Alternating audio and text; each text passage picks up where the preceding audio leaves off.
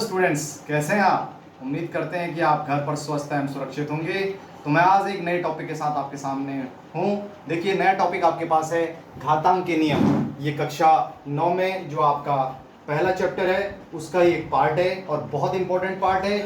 इसको आपने देखना है और इसके सारे नियमों को अपनी कॉपी पर नोट करना है और बहुत अच्छी तरह से आप समझेंगे। इसके 7 नियम मैंने यहाँ पर लिखे हुए हैं, आप इनको नोट कर लीजिए, देख लीजिए किस तरह से ये नियम लिखे हुए हैं। अब इन नियम का मैं जो है आपको पूरी तरह से एक एक एग्जांपल से आपको क्लियर करता हूँ कि कैसे इन नियमों को हम फॉलो करेंगे और किस तरह से अपनी प्रश्नावली 1.6 को जो है हल करेंगे।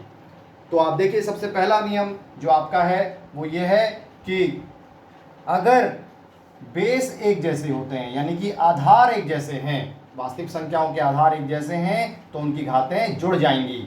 एग्जाम्पल मैं लेके आपको दिखा रहा हूं, जैसे कि 2 की घात 3 गुणा 2 की घात 2। तो इसका मतलब क्या हुआ, बेस एक जैसे हो गए आपके।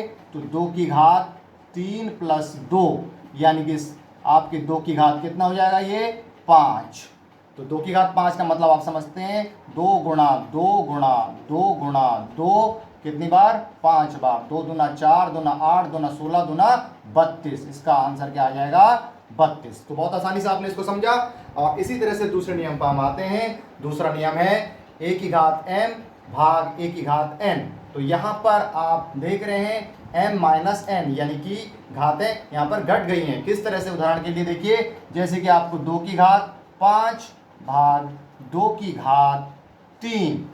तो आप देखिए भाग में घातें घट जाती हैं, आधार यहाँ पर एक जैसे होने बहुत जरूरी है। तो 2 की घात कितना हो गया, 5 माइनस 3, यानी कि 2 की घात कितना हो गया, ये 2। अब इसका मतलब क्या हो गया, 2 गुणा 2, 2 दूना 4, क्योंकि 2 की घात 2 का मतलब 2 को 2 बार लिखना है। तो आपने इस तरह से लिखा इसको। फिर इसके बाद अरे तो देखिए, तीसरा नियम आपके यहां पर आता है a की घात m और ब्रैकेट है, फिर बाहर n है। इसका मतलब क्या है, m गुणा n। तो यहां पर a की घात m गुणा n। जैसे मैं एग्जांपल लेके दिखा रहा हूं आपको, जैसे कि आप ले सकते हैं, यहां पर कोई भी उदाहरण ले सकते हैं। 5 की घात 2 और फिर घात दे दी इसकी यहां पर 2। तो यहां पर इसका मतलब क्या हो गया, 5 की घात 2 गुणा 2, यानी कि 5 की घात कितना हो गया, ये 4। तो इसको आप 5 के बाद इसको 5 की घात 4, यानी 5 गुणा 5, 4 बार गुणा करके इसको हल कर लेंगे। इसी तरह से आपके पास ये चौथा नियम आ रहा है, a की घात माइनस n। अब a की घात माइनस n का मतलब क्या है, जैसे हमने उदाहरण के लिए लिया 5 की घात माइनस 2। अगर घात माइनस में है तो वो आपके हर में जाके प्लस में हो जाएगी, यानी कि 5 की घात 2। अब इसी तरह से 5 की घात 2 का मतलब आप सभी जानते हैं, 5 को 2 बार गुणा करना है, और ये हो गया ये 5 गुणा 5, यानी कि 25। 1/25 का उत्तर आ जाता है। फिर पांचवा नियम आता है आपका a b की घात m। अगर दो संख्याएं आपको दे रखी हैं और घात उनकी m है, तो वो अलग अलग भी आप उसको लिख सकते हैं। उदाहरण के लिए मैं आपको यहाँ पर लिख सकता हूँ, जैसे कि आपकी 2 की घात 2 गुणा 3 की घात 2 दे दिया। तो यहाँ पर आप इन दोनों की घात ब्रैकेट में बाहर 2 है, यानी 2 की घात भी 2 है और 3 की घात भी 2 है। तो इसको आप कह सकते हैं 2 की घात 2 गुणा 3 की घात 2। इसका मतलब 2 को भी आपको 2 गुणा 2 और 3 गुणा 3, इसको आपने लिखना है और इसको गुणा आपने कर लेनी है। इसका मतलब यही है। इसके बाद छठा जो आपका नियम है वो है a/b की घात m, यानी कि इस तरह से एक परमेय संख्या दे रखी है और उसकी घात m दे रखी है।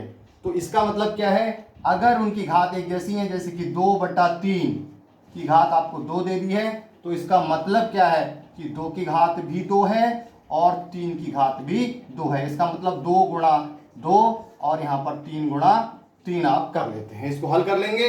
अगर ये सिंपली हल हो रहा है, 2 दूनी 4 बटे 3 तिया 9, ये उत्तर आपका आ जाता है। और एक बहुत इंपॉर्टेंट चीज है, अगर किसी भी वास्तविक संख्या की घात 0 है तो उसका उत्तर हमेशा क्या होगा, 1 होगा। अगर आपको दे दिया जाए 10 की घात 0, तो इसका मतलब हमेशा क्या आएगा, उत्तर 1। किसी भी वास्तविक संख्या की घात अगर 0 आ रही है तो आपने सीधा सीधा इसका उत्तर क्या लिखना है, 1। तो धन्यवाद। ये आज का हमारा जो नियम थे, बहुत जल्दी से मैंने आपको इनको बताया। तो आप घातांक के नियमों को आप नोट करेंगे और इसके ऊपर जो आपकी प्रश्नावली है 1.6 आपकी प्रश्नावली है उसके प्रश्नों को हल करने का प्रयास करेंगे और जो भी डिफिकल्टी होगी आगे हम नए वीडियो लेके आएंगे उसमें आपको समझाएंगे। धन्यवाद, थैंक यू।